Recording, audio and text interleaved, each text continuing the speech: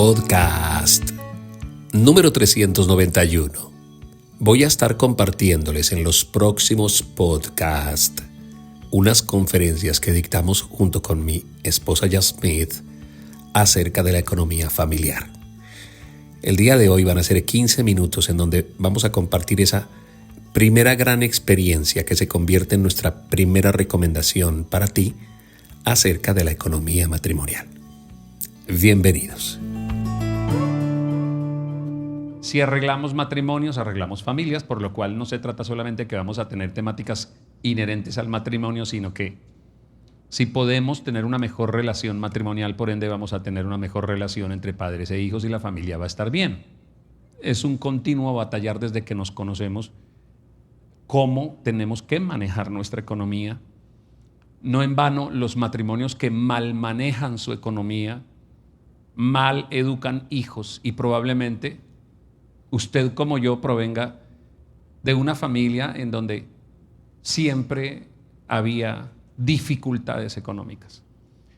Yo hubiese podido tener una mejor infancia, pero la poca comunicación que había entre mi padre y mi madre en materia económica, el poco conocimiento y cómo me hubiera gustado que mi papá y mi mamá hubieran venido a una conferencia como esta para poder aprender cosas que si las hubieran puesto en práctica, por lo menos yo, mis hermanos, no hubiéramos vivido en una pobreza rayando en la miseria y hubiéramos tenido mejores oportunidades en la vida. Por eso digo que no solamente el tema aquí se trata del matrimonio, sino que además se trata de la familia. Entonces, en materia económica, uno siempre tiene que equiparar dos fuerzas que parecen ser contrarias entre sí. La primera fuerza es lo que nos enseñaron en materia económica. Nos enseñaron nuestros padres, nos enseñó la sociedad, nos enseñó el sistema educativo, porque usted tiene una percepción económica de lo que le enseñaron primaria, bachillerato y universidad. Algunos de ustedes quizá tuvieron una especialización un poco profunda en materia de cómo manejar el dinero, y aún a pesar de que hubieras podido ir a la mejor universidad en donde te hubieran dado las mejores clases con el mejor economista, cuando tomas el mejor economista de la sociedad, su conocimiento, lo llevas y lo equiparas con el de la palabra de Dios, y en muchas ocasiones te da proporcionalmente inverso. Te da que va en diferentes. Como nosotros creemos que todo fue creado por el Espíritu Santo, que todo le pertenece a Dios, que todas las ciencias económicas, culturales, sapienciales, de comportamiento, de conducta, de moralidad, de sexualidad, de formación de familia, todas las disciplinas inherentes al ser humano están explicadas de manera detallada, concisa en la palabra de Dios. De la palabra de Dios, ahí está toda la fuente, y como se van a dar cuenta ustedes, nosotros trabajamos. ¿Qué dice la palabra de Dios? ¿Qué es lo que dice? Dios que inventó la familia, que creó la familia, Dios que le dio un modelo de comportamiento en todas las áreas, incluyendo el área económica. Entonces, obviamente, como pastores nosotros empezamos a trabajar, y lo primero que uno tiene que muchas veces intentar hacer con los matrimonios en materia económica es, por favor, dele la oportunidad a la palabra de Dios de empezar a desmontar todas esas pensamientos, todas esas estructuras mentales de la economía convencional. La economía convencional, digamos que la ciencia de la economía, no estamos diciendo que no hay que hacerle caso, solo que nosotros creemos que toda ciencia humana es complementaria al conocimiento que ya tiene la palabra de Dios. Que es importante saber contabilidad, saber finanzas y tener conocimiento que la sociedad te da. Eso es muy importante. Pero que la última palabra no la tiene el catedrático economista. La última palabra siempre la tiene Dios, porque todas las ciencias que enseña el ser humano están basadas en el conocimiento humano, que es finito. Y en la mayoría de casos ellos eliminan algo que es un factor determinante en la vida del cristiano, y es el factor fe. La fe no tiene un cuadro de Excel. Uno no puede decirle a una persona que tenga una confianza tal de que Dios va a orar y lo meta en una columna y en una línea de Excel, porque no te va a dar. Entonces, las ciencias humanas siempre tendrán ese gran faltante que es, digamos, que la gran posesión que tiene el hombre y la mujer que han decidido creer en Cristo, y es fe. Y muchas de las cosas que nosotros vamos a hablar aquí son nacidas de la fe, de la confianza en Dios, del amor al prójimo. Por ejemplo, hay cosas que económicamente, como se los va a contar ahora mi esposa, traen prosperidad económica, pero son nacidas de la benevolencia del corazón de una persona. Dentro de las cosas que nos preguntan a nosotros, ¿qué hacen? ¿Cómo se pueden lograr resultados económicos en la vida? Hay un gran factor que es la generosidad del corazón que le da al necesitado, que siembra en Israel, que siembra en la iglesia y en el evangelio, que es cumplidor con su economía, con el Señor, que bendice al pobre. No en vano la palabra de Dios. Dígame si a un economista le cabría esto en su celda de Excel: el que le da al pobre le presta a Dios.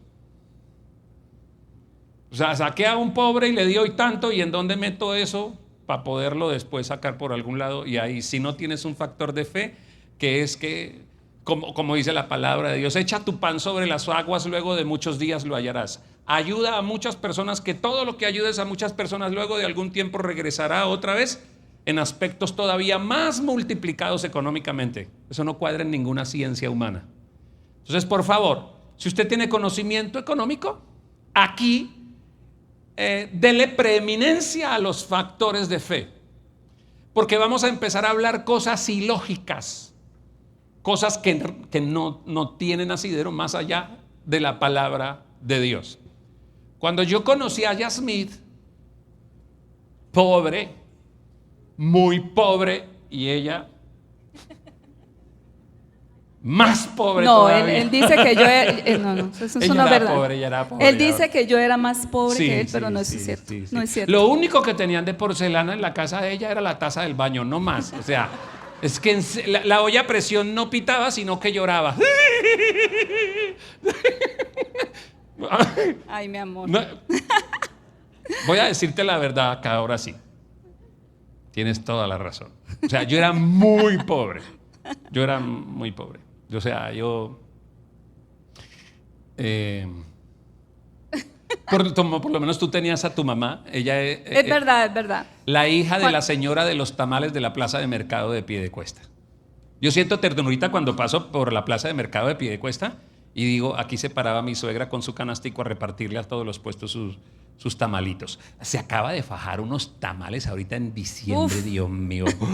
Recordé, sí. Dios mío. Bueno. No, es verdad. Yo creo que Dios nos da a todos la oportunidad de vivir diferentes etapas y diferentes tiempos, y en el nivel de las finanzas y la economía hemos tenido la bendición, la enorme bendición de vivir por todas las etapas. Sí. La etapa tremenda de la que no pobreza, nada, nos de la conocimos, escasez, sí, de la necesidad, del hambre literal, y de todas las faltantes y todas las cosas en escasez absoluta. Pero también hemos tenido la oportunidad que Dios, a través de su gracia, nos ha permitido tener recursos. Hemos tenido recursos y los hemos administrado mal. Hemos tenido, sí, muy mal. Hemos tenido recursos y los hemos aprendido a administrar. Correcto. Y estamos como en ese proceso de aprendizaje constante. Tenemos 34 años de casados. Ya tenemos una economía estable. Digamos que en 34 años de matrimonio, ¿no? 34 años de matrimonio, habiendo cometido todos los errores, habiendo pasado por primero, conocernos y no tener nada, casarnos y irnos a dormir en nuestra primera noche de bodas con un colchón tirado en el piso. Así es. Y ahí vivimos durante un primer tiempo. El día que le pude comprar cama le dio vértigo. Qué malo. Yo le compré cama y un mareol, tomé. En serio. Eso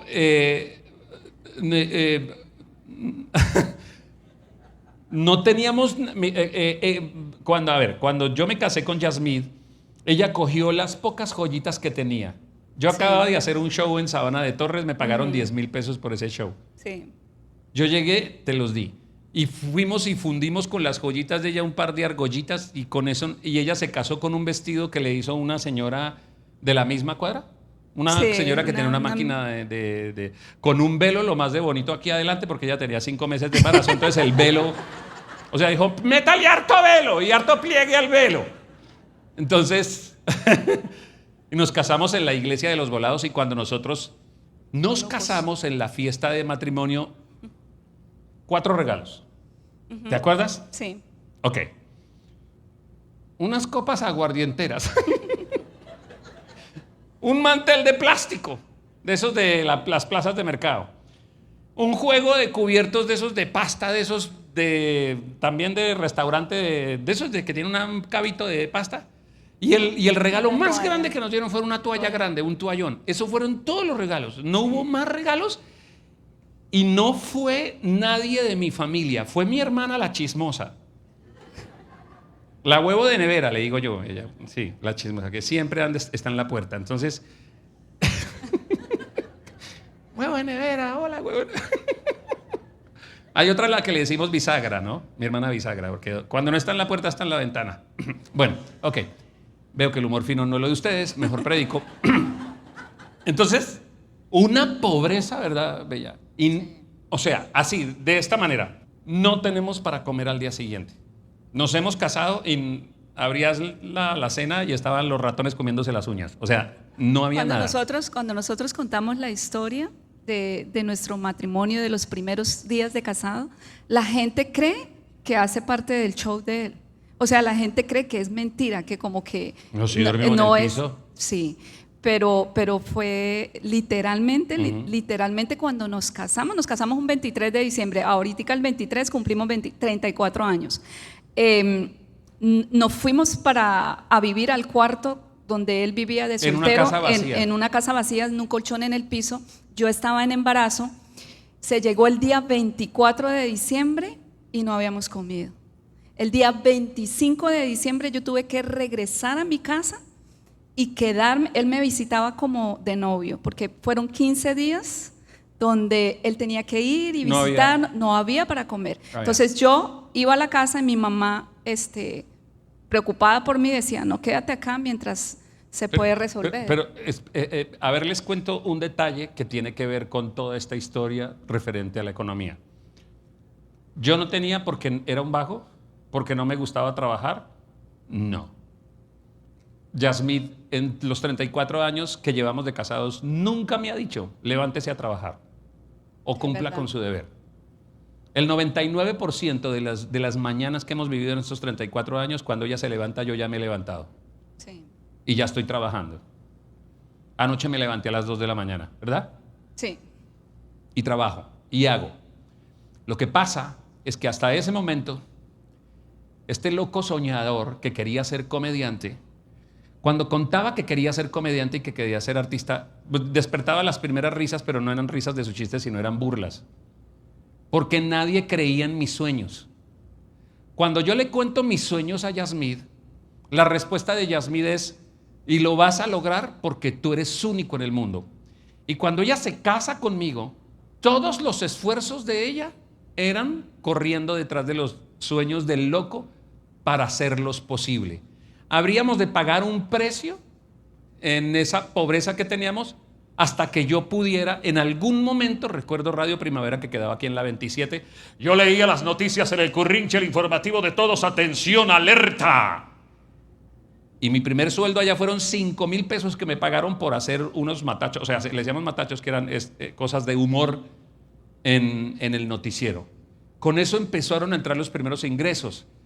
Pero ahí acabo nomás de mencionar una de las cosas que económicamente pueden hacer fuerte a un matrimonio. Y es que si no cree tu esposa en ti, ¿quién esperas que crea en ti? Los hombres necesitamos. Montesquieu decía algo, solo dame un punto de apoyo y mover el mundo. A veces